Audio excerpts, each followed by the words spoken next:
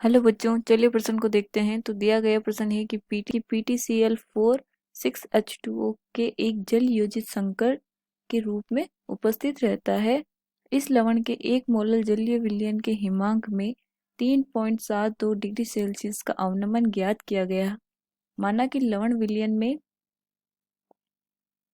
100% आयनित हो जाता है तथा H2O के लिए Kf 1.86 केल्विन kg पर मोल है, तब संकर का प्रभावित अणुसूत्र क्या होगा।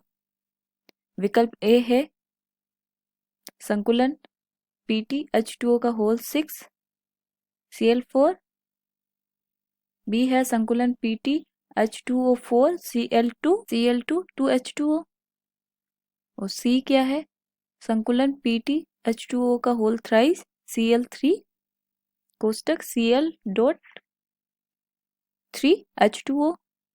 विकल्प डी है संकुलन PtH2O का होल ट्वाइस Cl4.4H2O। तो हमें क्या दिया गया है कि PtCl4 6H2O एक कोई जल योजित है, संकुल है। तो उसका जो मोललता है वो कितनी है, 1 मोलल, और हिमांक में अवनमन हमें पाया गया है 3.72 डिग्री सेल्सियस। और जो आयनित होने का और जो हमारा लवण है वो कितने % आयनित हो रहा है, 100%। यानी अल्फा कितना हो जाएगा हमारा 1।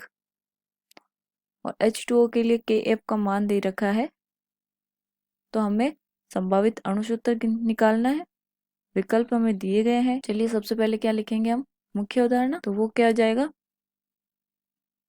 विलयन का अणुसंख्यिकीय गुणधर्म, और उसमें एक हमारा क्या होता है हिमांक में अवनमन। तो हमें पता होना चाहिए कि अणुसंख्यिकीय गुणधर्म होता क्या है और हिमांक अवनमन क्या होता है और उसका सूत्र क्या होता है और वो अणुसंख्यिकीय गुणधर्म पर कैसे आधारित होता है। तो चलिए क्वेश्चन देखते हैं। तो हमें एक दिया गया है कि PtCl4 6H2O कोई संकुलन बनाता है और वो पता नहीं कौन सा है, वो हमें ज्ञात करना है। हमें दिया क्या गया है, हिमांक में अवनमन। तो हिमांक में अवनमन क्या होता है, डेल्टा TF, और वो किसके बराबर होता है, IKF स्मॉल m। I क्या होता है वांटा गुणम, KF क्या होता है H2O के लिए हिमांक इस तरह, m क्या होती है मोललता। डेल्टा TF कितना दिया गया है, क्वेश्चन में दिया गया है 3.72। I हमें निकालना है, KF हमें दिया गया है 1.86, मोललता भी हमें दे रखी है 1 मोलल। तो यहाँ से हम क्या निकाल लेंगे I। तो डेल्टा TF 3.72 बराबर I गुना 1.86 गुना 1 मोलल। तो यहाँ वो हल करने पे जो I आता है वो कितना आएगा 2। अब I और अल्फा में हमारा क्या संबंध होता है कि I बराबर 1 + n - 1 अल्फा। अल्फा हमें बोल रखा है 100% आयनित है, तो इसका मतलब जो हमारा अल्फा का मान आएगा वो कितना आएगा 1। तो I क्या आ जाएगा 1 + n - 1 अल्फा 1 आ जाएगा। तो यहाँ से I हमारे को पास 2 आ रखा है, तो 2 बराबर 1 + n - 1। तो n बराबर कितना आएगा 2। n का क्या मतलब है कि जो हमारे विलयन में ये संकुलन उपस्थित है उसके कितने भाग होंगे, 2 भाग। 2 उत्पादों में वो टूटेगा, इसका मतलब इसका n क्या आ गया 2 भाग। तो अब हम देखेंगे हमारे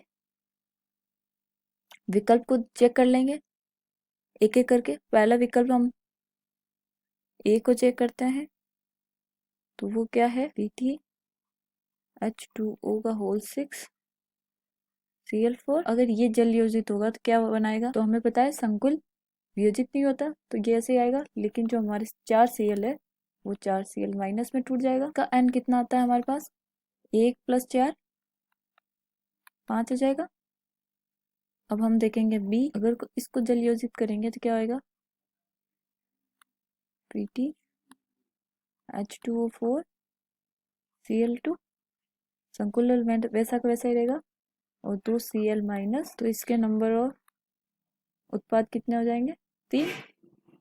1 + 2 = 3। इसी तरह C का क्या हो जाएगा, को भी जल वियोजित करेंगे तो Cl माइनस, तो इसके नंबर ऑफ उत्पाद कितने हो जाएंगे? 1 + 1 2। D क्या है? Pt Cl4 H2O का होल ट्वाइस। इसको भी अगर बिलियन में घोलेंगे तो क्या देगा ये? Cl4 2 का होल ट्वाइस। तो इसका नंबर उत्पाद कितने हो जाएंगे? 1। तो हमने n का मान क्या निकाला था? हमारा n का मान कितना होना चाहिए? 2। तो अब देखिए हमारे ऑप्शन में कहाँ पे आ रहा है? C। देखिए C ऑप्शन में हमारे n = 2 आ रहा है। तो इसका मतलब क्या हो जाएगा, जो हमारा विकल्प C है वो एकदम सही होगा। आशा करती हूँ आपको समझ में आया होगा। धन्यवाद।